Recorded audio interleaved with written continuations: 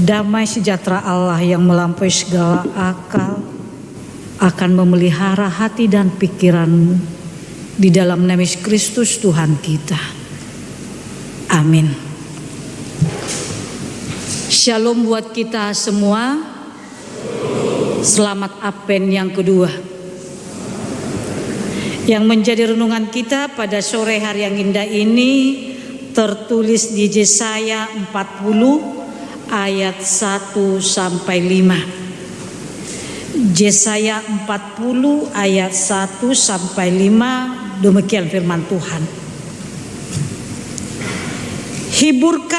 Hiburkanlah umatku dengan demikian firman Allahmu. Tenangkanlah hati Yerusalem dan serukanlah kepadanya bahwa perhambaannya sudah berakhir, bahwa kesalahannya telah diampuni, sebab ia telah menerima hukuman dari tangan Tuhan 2 kali lipat karena segala dosanya. Ada suara yang berseru-seru, persiapkanlah di padang gurun jalan untuk Tuhan, luruskanlah di padang belantara jalan raya bagi Allah kita. Setiap lembah harus ditutup dan setiap gunung dan bukit diratakan. Tanah yang berbukit-bukit harus menjadi tanah yang rata, dan tanah yang berlekuk-lekuk menjadi dataran. Maka kemuliaan Tuhan akan dinyatakan dan seluruh umat manusia akan melihatnya bersama-sama. Sungguh Tuhan sendiri telah mengatakannya. Demikian firman Tuhan. Saudara terkasih dalam Yesus Kristus, kalau kita membaca di Yesaya tadi sesuai dengan tema persiapkan jalan untuk Tuhan. Berarti di sini bagaimana kita mempersiapkan jalan untuk Tuhan.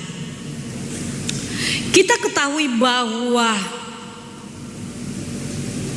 orang-orang Yahuda yang hidup dalam pembuangan di Babel, mereka itu merasa keadaan mereka hancur. Mereka meratapinya. Namun Yesaya memberitakan bahwa tidak lama lagi Tuhan akan membebaskan umatnya dan membawa mereka pulang ke Yerusalem untuk memulai hidup yang baru. Berarti di sini penderitaan yang mereka alami di masa pembuangan, Nabi Yesaya menyerukan bahwa Yesus akan datang untuk membebaskan mereka dari pembuangan. Berarti di sini mereka dipersiapkan. Kita mengetahui bahwa bangsa Israel ini sangat sering jatuh ke dalam dosa. Tetapi Allah sangat mengasihi mereka. Sama seperti dengan kita. Ketika kita melakukan kesalahan, ketika kita melakukan dosa, kita datang kepada Tuhan. Tuhan mengasihi kita. Sama kalau orang tua kita, ketika kita melakukan kesalahan, bagaimana orang tua kita kepada anak-anaknya? Apakah orang tua membiarkan anaknya tetap melakukan kesalahan? Tetapi di sini kan orang tua itu penuh kasih, mengampuni. Kalau kita membaca di ayat 1, Tuhan menghibur umatnya. Hiburkanlah umatku. Berarti ketika penderitaan, ketika cobaan, yang sangat luar biasa dalam kehidupan bangsa Israel, Tuhan dengan penuh kasih menghibur umatnya. Sama dengan orang yang berduka, yang kehilangan. Berarti di situ akan diberikan apa? Penghiburan, penguatan, supaya jangan larut dalam kesedihan. Hiburkanlah umatku. Karena pengalaman bangsa Israel dalam masa pembuangan yang mereka alami, yang sangat luar biasa penderitaan mereka, Tuhan itu datang melayat mereka. Tuhan itu datang kepada bangsa Israel.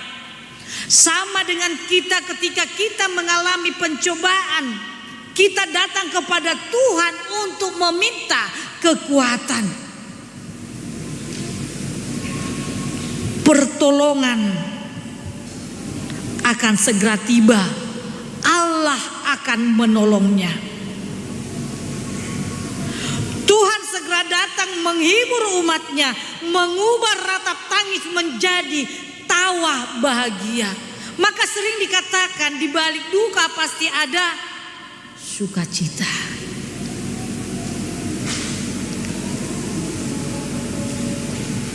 Kesengsaraan dan penindasan akan berakhir.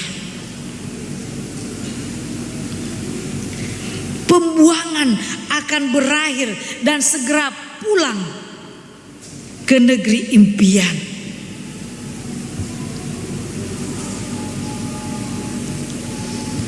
Yesaya menghibur umat Allah dengan bernubuat kepada angkatan mendatang tentang kabar baik bahwa masa hukuman Allah segera usai dan keselamatan serta berkat akan tiba. Disitulah Nabi Yesaya berperan kepada bangsa di pembuangan. Penghiburan yang pada orang yang berduka akan sangat luar biasa datang kepadanya, karena hati yang berduka ketika dihibur akan apa? Terobati. Sama seperti kaum muda ya, kalau putus sama pacarnya jangan menangis bombay ya, kan masih banyak. Buat aja, nyah kamu, bukan kamu aja laki-laki di dunia atau perempuan di dunia. Hilang satu, tumbuh 1000. Jangan bersedih karena putus. Jangan sampai manikot. Kan ada orang seperti itu. Maka dikatakan jangan berikan hatimu kepada orang yang kamu kasihi.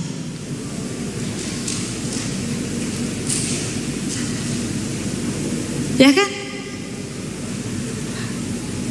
Kalau sudah putus cinta nangis bombay, makan pun tak selera. Betul-betul? Betul kan? Enggak kan? Jangan mau.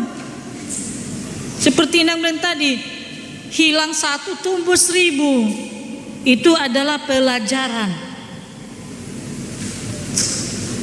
Nah, kalaupun ada di antara kalian yang menangis, pasti ada yang menghibur temannya kan. Jangan kamu menangis. Jangan kamu pikirkan. Berarti butuh penghiburan. Butuh apa? Memberikan kekuatan.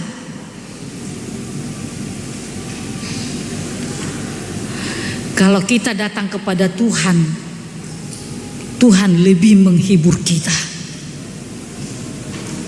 Apapun masalah yang kita hadapi, kalau kita datang sama teman paling apa? Sabar ya.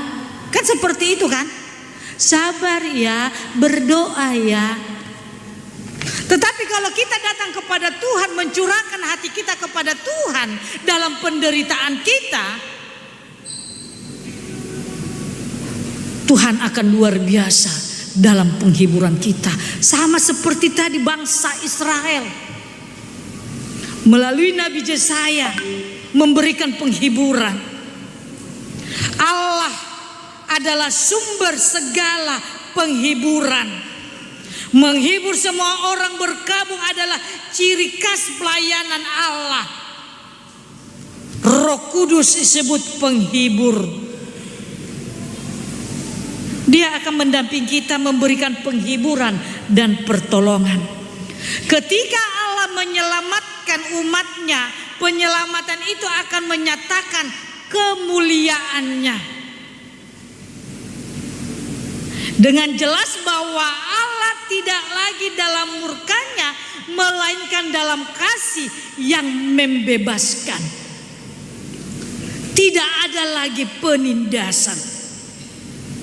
Disinilah saudara-saudara kabar baik tentang kasih Tuhan kepada umatnya, tentu bukan hanya kepada pergumulan umat Israel pada saat itu, tetapi kepada kita juga. Sebagai kabar baik yang kekal, yang akan tetap menerangi kehidupan umat Tuhan. Kasih setia Tuhan menjadi penghibur dan meneguhkan hati kita dalam menjalani hidup. Kasih setia. Sudah penuh kasih, penuh setia. Bagaimana kesetiaan kita kepada Tuhan? Mungkin saja bisa goyah.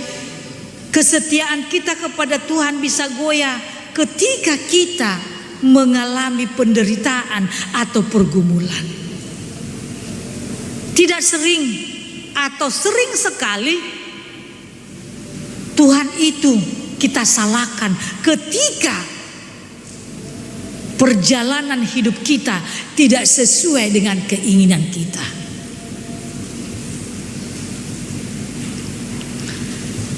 Yang berikut dikatakan, mengasihi kita bukan dengan kasih yang dari dunia ini, namun kasih yang berasal dari kekekalan, kasih dari surga. Kita tidak akan pernah kehilangan kasih Tuhan karena penderitaan, pergumulan, sakit, penyakit, dan kesusahan lainnya. Kalau kita membaca lagi saudara-saudara di ayat 3 sampai 5, mempersiapkan jalan bagi Tuhan. Di ayat 3 dikatakan, ada suara yang berseru-seru, persiapkanlah padang gurun, jalan untuk Tuhan, luruskanlah di padang belantara jalan bagi Allah. Setiap lembah harus ditutup dan setiap gunung dan bukit diratakan. Tanah yang berbukit-bukit harus menjadi tanah yang rata dan tanah yang berlekuk-lekuk menjadi dataran.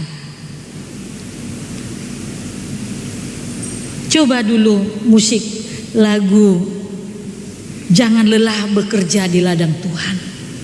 Mungkin kita semua tahu lagunya kan?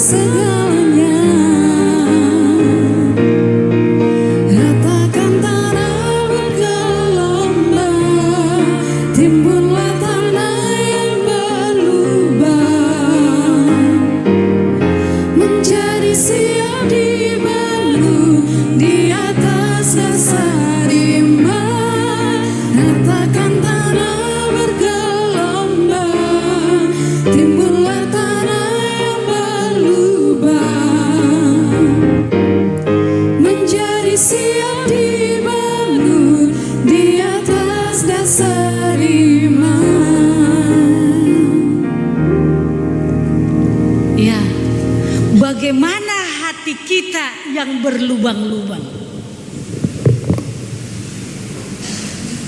Bagaimana cara kita untuk menutupi hati yang berbelok-belok?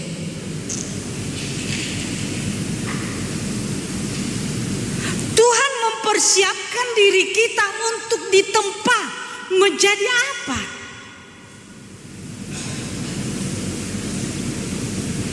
Kalau kita melihat atau kalau dikatakan kalau di kampung, kalau dibilang dibuat pengumuman pemerintahan atau camat atau lurah mau datang melihat jalan. Kan jalan kalau masih kampung masih bagaimana? Masih banyak berlubang-lubang, masih banyak bergelombang. Bagaimana caranya untuk menutupi jalan yang berlubang-lubang itu? Kalau kita melewati jalan yang berlubang, bagaimana? Apalagi duduk di belakangnya, pasti begitu, pasti akan sakit. Berarti kalau ada hati kita yang berlubang, bagaimana kita menutupinya? Berarti melalui iman kita. Bagaimana kita mempersiapkan atau membentuk iman kita supaya iman kita ini tidak bergelombang lagi?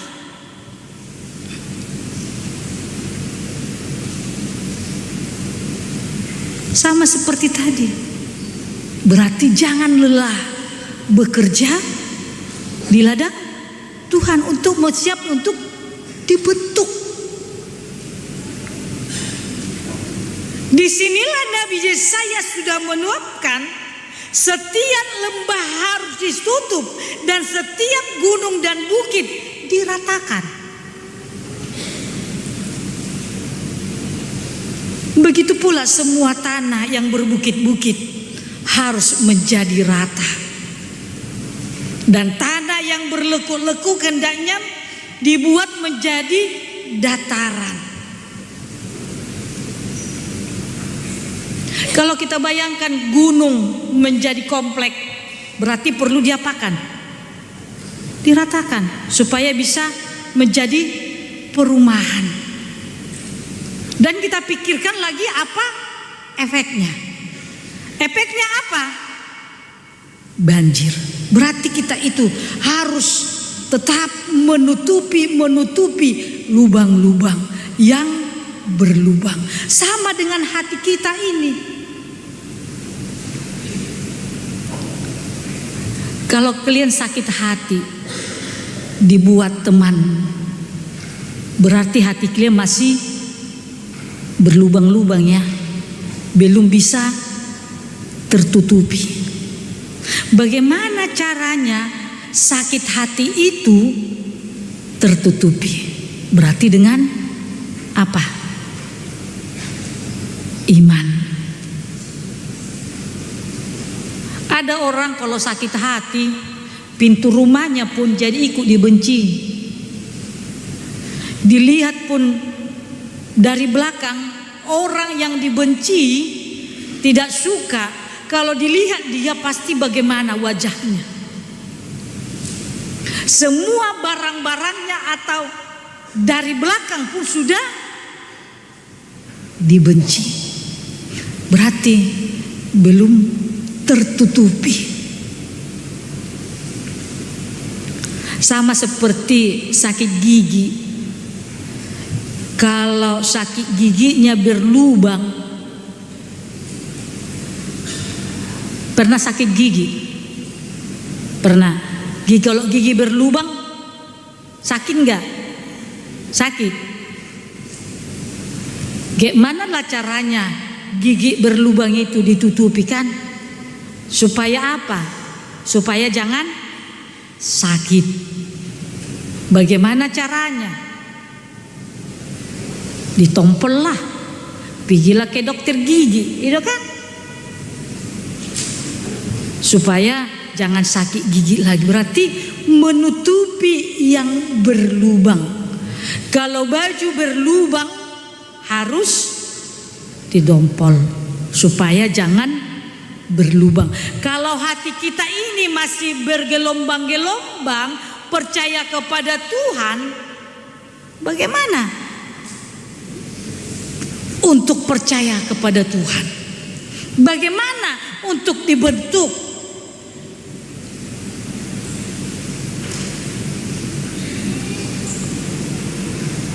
Semua orang hendaknya menghilangkan segala lembah, gunung, bukit, dan leku-leku persoalan, permasalahan, perbantahan, perselisihan, pertengkaran, dan permusuhan. Semua orang hendaknya menghilangkan akar pahit. Semua orang harus menghilangkan dendam, dengki, benci, marah, emosi, keras kepala, sombong, angkuh dari dalam dirinya. Kalau sudah bisa dihilangkan itu, maka kemuliaan Tuhan akan dinyatakan kepada segala bangsa sampai ke ujung bumi. Yang berikut dikatakan di ayat 5, maka kemuliaan Tuhan akan dinyatakan dan seluruh umat manusia akan melihatnya bersama-sama. Sungguh Tuhan sendiri telah mengatakannya. Berarti ayat ini kita dapati bahwa kemuliaan Tuhan akan dinyatakan kepada kita dan kepada semua orang percaya. Berarti kemuliaan Tuhan itu akan ditunjukkan kepada seluruh umat manusia. Kalau kita melihat kondisi bangsa Israel dalam konteks Yesaya ini, secara politis, sosial, dan ekonomi mengalami kemerosotan. Bisa dikatakan lumpuh dan tak berdaya. Bangsa Israel benar-benar sedang ada dalam pergumulan sebagai bangsa yang terbuang di Babel. Kita bayangkan dulu kalau kita terasingkan, terbuang. Oleh karena itu, nubuatan Nabi Yesaya hendak menghibur, menguatkan mereka sambil mengingatkan bangsa Israel agar kembali kepada Tuhan. Sama seperti kita. Kita disuruh untuk percaya kembali menjadi manusia baru. Melalui Advent yang kedua ini, kita diberi penguatan. Saudara-saudara yang terkasih dalam Yesus Kristus, tadi dikatakan setiap lembah harus ditutup, setiap gunung dan bukit harus didatakan. Berarti segala kehidupan yang kelam, penyembahan yang berhala, dan ketidakadilan harus dilenyapkan dalam usaha mereka mempersiapkan jalan bagi Tuhan untuk membebaskan mereka.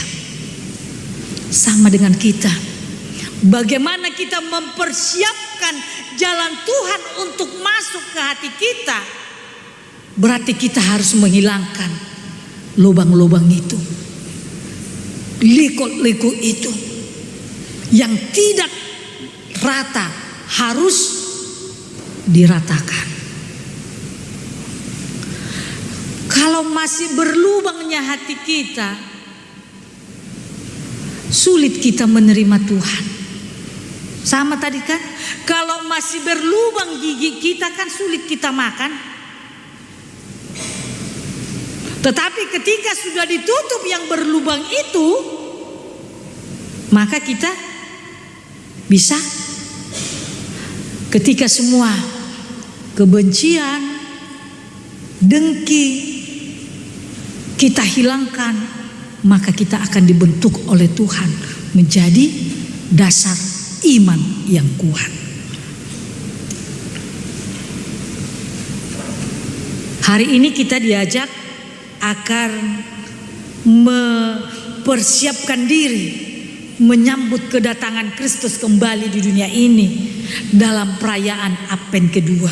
Berarti di sini kita mempersiapkan diri, memiliki maksud bersifat aktif dalam persekutuan bersama Tuhan, membangun hubungan yang baik dengan Tuhan. Seandainya hubunganmu dengan Tuhan kurang baik, sekaranglah persiapkanlah jalan untuk masuk ke hatimu. Nah, saudara-saudara, nanti saudara-saudara akan kembali atau pulang ke tempat masing-masing, kan harus ada persiapan. Berarti di sini saudara-saudara, keselamatan, berkat dan penghiburan semuanya itu dikaitkan dengan kedatangan Tuhan kepada umatnya yang setia. Dia datang dengan kuasa dan kekuasaannya bagaikan pemimpin yang perkasa. Oleh karena itu, kebenaran harus memenuhi iman, pengharapan dan kerinduan dalam doa menanti kedatangannya. Oleh sebab itu, kita harus menghindari dalam hidup kita, dan kita juga harus mempersiapkan hati kita dengan sungguh-sungguh menanti kedatangannya dengan melakukan apa yang berkenan di hadapannya. Persiapkanlah dirimu saudara-saudara untuk menyambut kedatangan Tuhan kedua kalinya. Persiapkanlah diri saudara-saudara untuk hidup yang lebih baik lagi. Amin. Kita berdoa.